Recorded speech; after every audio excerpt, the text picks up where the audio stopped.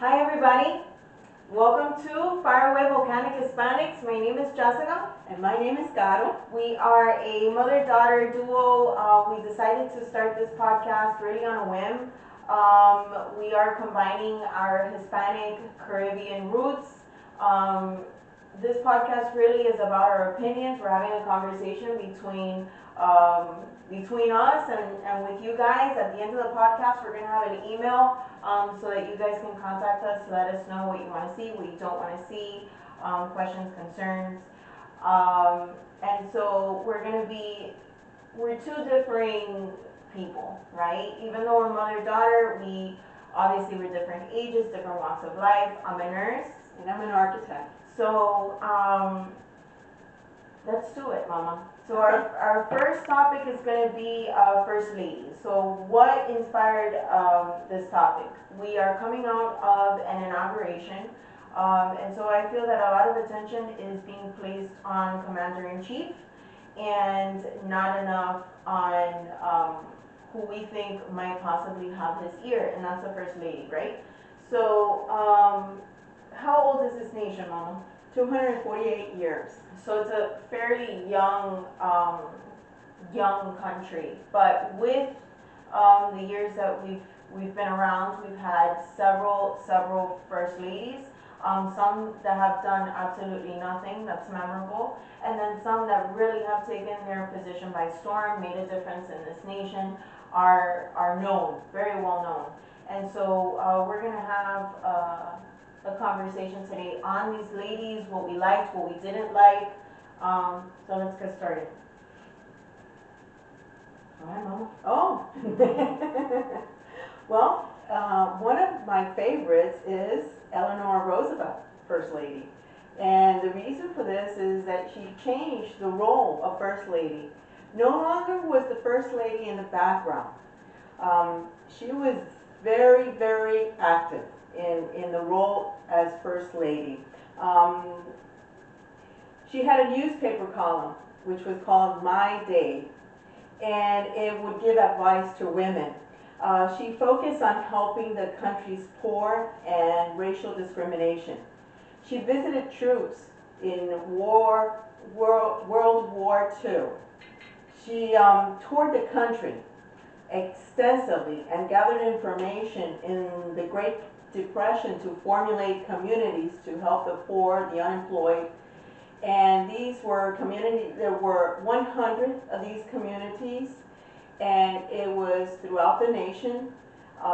For people that were unemployed, the children would go to an experimental school, and it would allow for the parents to work in order to make these communities work. She formulated and built hundreds of these homestead communities, and the first one was called Arthurdale, and it was in West Virginia. And she fought for the greater advancement of women. And what did she do for the United Nations? She was the first chairwoman. Okay. Selected for the United Nations. It's a big role. Yes, and she concentrated mostly on life, security, and liberty for humanity. For human rights. Yes, for human So rights. I liked her a lot too. What I particularly liked about her was the fact that she started the Victory Gardens, and she actually started the Victory Gardens contrary to popular belief. It was not Michelle Obama that started the gardening. It was Eleanor Roosevelt. And so Eleanor Roosevelt, it was a big deal. Roosevelt came from a lineage. She was a niece of Theodore Roosevelt, a former president as well. So she came from a very rich family. I like her. She's my favorite as well. I like that story that she got in her car, drove herself to the outskirts of Washington, D.C. and met with families. Americans were living in shacks with dirt floors, and so she took issue with that. She did the community that you mentioned. I like her. Anyone else you like? I like Nancy Reagan. Okay. Um, the slogan that took life here in Florida was say no, just say no.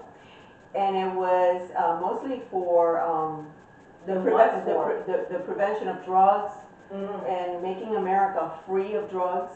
Right. And I remember the solo cups in all the fences of all the schools Saying just say no. just say no. No, I took issue because you know, we're coming back into a presidency, a Trump presidency, and Melania had a campaign called Be Best, and I took issue with the thing, the slogan, the logo, the Be Best. I took issue with this. Let's show it. Because I feel that it I don't know, I feel like something's missing, and anyone that speaks proper English would know that the definitive article is missing. But I thought, okay, well, she's the only one that has this kind of slogan that's missing something. No, Nancy Reagan had just say no, and just say no. If you didn't know anything about the campaign, you would ask, just say no to what? But it was about drugs. It was drug prevention, and I know. You know, during my schooling in public schools here in Miami-Dade, we had a whole week, the DARE campaign, just say no, and everyone would dress in red, and the police officers would come to the school, and it was a big to-do. So we can thank Nancy Reagan for that initiative. She genuinely pivoted the way that we see drugs. And I wish that it would have been continued. I would only hope that it's continued with that much Emphasis Yeah. and strength. definitely. So my favorite that is my favorite, but I took issue with some things that she did was Rosalind Carter. Rosalind Carter, she was big on mental health. Huge in mental health awareness, which I appreciate as an ER nurse. I think more work needs to be done within that realm. She was also an advocate for, being that she was an outdoorsy woman, she was an advocate for pollinators. So that's near and dear to me. I love the fact that she did that, being that without bees we have no food, we have no existence as humans. So with so much construction that was taking on over, you know, specific lands, she definitely pivoted the establishing of natural environments for pollinators. I know one of which in Texas they put wildflowers within the grassy medians in between the streets. I've been seeing that also in Miami. So I appreciate that with Rosalind. Now, what I did not like about Rosalind was, and I think that she meant well, she had good intention, she was not a scientist, she just didn't want to see outbreaks. I believe there was a measles outbreak around the time that she was First Lady. I could be wrong, but she did create the campaign, Every Child by Two. So what does that mean? This was a vaccination campaign to vaccinate all infants and children before going to school. Now, I don't appreciate that, and I'm gonna emphasis on this. This is my opinion solely. I know I'm gonna take a lot of heat for that, but I am a staunch supporter of RFK. So with that said, I'm telling you everything that you need to know about myself. Again, I think that Rosalind Carter had the best of intention. She was not a scientist. She did not have a medical background. But she did do this campaign. And I'm bringing this up just because we're in the heart of talks about vaccines, right? And I know that the topic today was First Ladies, but I just wanted to bring this up. As women, you know, children, we are nurturers, we're natural nurturers, and not that we care more than fathers do, but I think that this is, you know, as life givers, right? We give life to children. We need to know what's being pushed on the kids, and what Rosalind Carter really fought for. And so I'm on the CDC website, I'm not making this up. It's on the vaccine and immunizations site. So this is birth to 15 months. This is a schedule. This is a schedule that every single American child goes through. This is extensive. Is that now? This is now. This is an actual, right now. Right now, this is on their website. And so you've got Hep A, rotavirus, the DTaP, I mean pneumococcal, influenza, MMR, chickenpox, which is known as varicella, Hep A. It seems much more than what you would be required to take. And I have to say, both you and I were vaccinated. Yes. Okay, so in the beginning, I genuinely believed in vaccines, and I really did. But I noticed that a class of special needs when I was in school was max 5 children, max. And now we have whole schools filled with children with special needs. This is an issue. This is a massive issue. And so I noticed that in the late 90s is when this really took off, looking back. So this is something that you guys can look up. Everything that we discuss here is something that, you know, we're not trying to convince anybody of anything. You have the power of looking things up, making your own conclusions. Again, we thrive on differences. There's things that we can agree with, there's things that we don't agree with, right? So please take a look at the schedule. There are many, many chemicals that are within the vaccines. It's not just an attenuated, a weakened, or dead virus with some saline. No, there's a slew. There's even formaldehyde within these vaccines. You can look this up, okay? There's fetal tissue. There's a number of things that are used to preserve these vaccines. So it's worth looking into, drawing your own conclusions on what is best for you, best for the children in your life. So, going back to First Ladies. So now we have Melania Trump, right? So I went onto the website, the White House website, back in 2017 with her Be Best campaign. I pulled an article, and so really the 3 pillars of Be Best is online safety.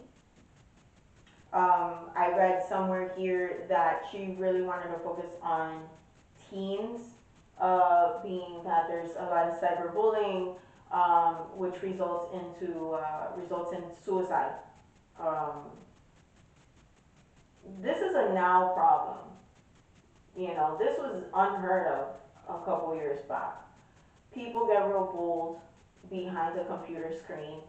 I don't really know, outside of the work that already social media has done in censoring, you know, there's an algorithm that automatically you say a foul word and it doesn't let you post it. I don't really know, outside of those parameters that already exist on social media, what more can be done outside of awareness, outside of keeping your eye on your kid, reducing screen time. I really don't know what else could be done. But anyways, another pillar is well-being. Very vague. And opioid abuse, which I completely think that she has her work cut out with her for her in this realm. It's a real issue that we see all the time in the ER.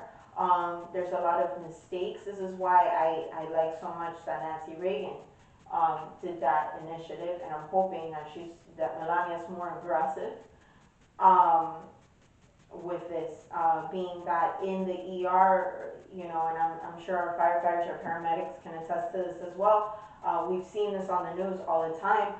There's a lot of children that are mistaking the candy that I have to admit, I have made the mistake. I have looked at these two bags of candy and off the bat, I'm not really focusing Wait, in. did you see this candy in person? They or- brought it in. Oh, they did? They brought it in and they said, this is what this child consumed, and off the bat I said, well, this is a bag of airheads or nerds or whatever, and I'm looking and I'm saying, I don't see the difference. Like, not in the candy itself, but in the Or something.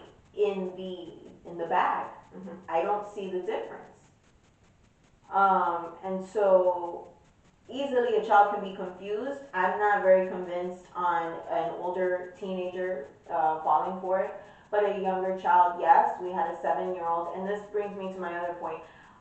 Parents, if you're consuming some sort of gummy, please put the gummy in a safe area so that your child does not say, oh, gummies, because I had a 7-year-old that consumed an entire bag. An entire bag. Very dangerous. 7-year-old, and she shared with her 2-year-old brother, Oh, no. and parents were not around. Grandparents noticed, and let's just say it took a long time for these children to make their way to the ER, and social services were called. Please avoid this. That's all I'm saying about that. Please avoid this, because we do not want to be treating a child for an overdose. This is completely avoidable, preventable. Please be responsible with that. And parents, if you're not consuming drugs and all of a sudden this child comes with a bag, unknown candy that you did not purchase, please look at it. Take a look at it, just like in Halloween. Don't let them just consume That's anything. very important. There's a lot of malicious people out there that are leaking these things into the schools, and you don't want to fall into a tragedy. And so, yeah. So what do we know about Melania? So, Well, I don't know if it's the media that's not giving her enough airtime to know about her. What I know about her is that she's a model. And the slogan that she came up with, which is "Be Best," I really didn't know what it was about when I saw it in the media. It did not explain what it was about. it didn't jump out at you. No, not at all. And I also know about the issue that came up with the Christmas trees. The That- audio. That she wasn't very happy about doing this endeavor in the White House, and so Of decorating. of decorating the Christmas She trees. wasn't a fan of the decorating, according to the leaked audio between her and I believe it was an assistant. This Yes. famous audio. So I said, well, you know, there's different ways that you could do this, and one of the things that I was thinking about was instead of her being responsible for doing all this decoration, which is very time consuming, maybe she could incorporate the idea of all the schools in the nation competing so that they could take their state Christmas tree to the White House. And that would be great. It would be beneficial for everyone, and I think that the students would love to do this. The winner would be sent to the White House to actually stand by the Christmas tree and take pictures with Melania. And this would be a learning experience for the students in every which way. And I think that the parents would love it, and the school itself would actually love to have these winners represent their school. And it would be a learning experience. What are the best or the categories that you could bring out so that it would represent the state. These Christmas trees would represent the state. Like if you would look at Florida, I would always think water. Water would be an element. That would be an example. And you could incorporate this in the Christmas tree. So that when you look at it, you say, oh, yeah, it could be Florida. So it would be very, very helpful for both sides. And a unifier, I feel. Yes, It would be a unifier. I know for sure that a lot of women would give their left arm to decorate. We have a lot of women that have made their empires off of decorating. I know not only women, a lot of men as well would love to. I mean, I can't imagine how hard it would be. You're in architecture, you're in construction. You know, you're gonna do a project. Really, what happens? A lot of people they come in. Your best designers come in. They come in with what? A portfolio, and you just what I think. I could be wrong. Don't sue me. But yeah. you sit at the end of the table. What I would think, you sit at the end of the table, and someone provides you with portfolios and shows you their best work, and then you sit there and you say, okay, yes, no, maybe, can we do something different? And then an army comes in and decorates for you. I do not see Melania or any one of her staff standing on a ladder praying to God that they don't fall as they're stringing the lights or putting the star on the top of the tree. Like, how hard is this? I don't think they do the physical work. I think that she is the one that organizes, the decider in all of this. deciding factor in all of this, right? But how difficult is it? Is it difficult? I don't think it's difficult. Maybe she goes into the texture, the color, the lighting. Maybe it's really detailed. We don't see that. We don't know what happens behind the scenes with these Christmas trees. I have seen that some, it's not as much as First Lady Michelle Obama, that would include the students in all these competitions like science projects, Easter egg hunts. Yeah. I don't see that much with Melania. Maybe they're not giving. Right, but this is also an argument that I can make. You know, we have Trump that has Truth Social, which is his own platform that he's decided to stick to, even though they, Zuckerberg showed up and sat at his inauguration, and Elon has X. You know, they've tried to bring him back, but I feel like he's like, no, thank you. I'll stay on Truth Social, right? So Truth Social, I don't know. I haven't been on. I don't know. But I would think that they have like a photo component where you can put photos. Why doesn't he? Why doesn't he take pictures now that he has Truth Social? Now, because I don't think he had it during the first presidency. I think that he can use it now, and he can, I don't know, send an assistant to take pictures of what she's doing and show it. Be more, I don't know. I think that more seen. Right, and more aggressively seen, more, right. So that people actually know that things are getting done, and they should get credit for what they're doing. It shouldn't be hidden at all. So, yeah, that's very important. Okay. I think, you know, what I would like to see in a First Lady would be an aggressive, especially with what happened with North Carolina, with California. I know that he's moving and shaking, but I think that the First Lady should do more than, I mean, it's welcomed, the presence is welcome because it brings awareness, but we were already aware. It's very important.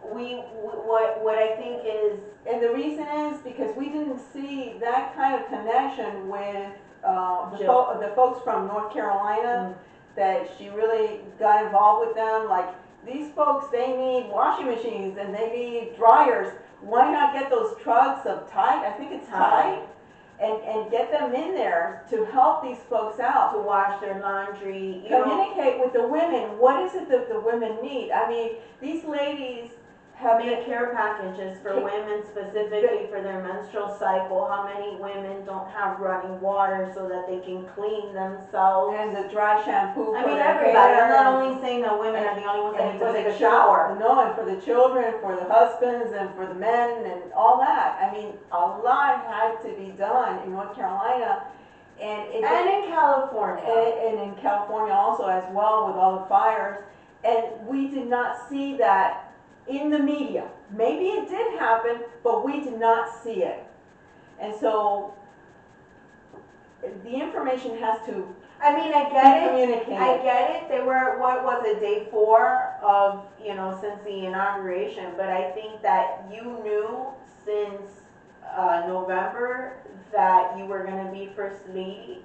I think you could use those few months, a month. I know you're busy with the Christmas stuff.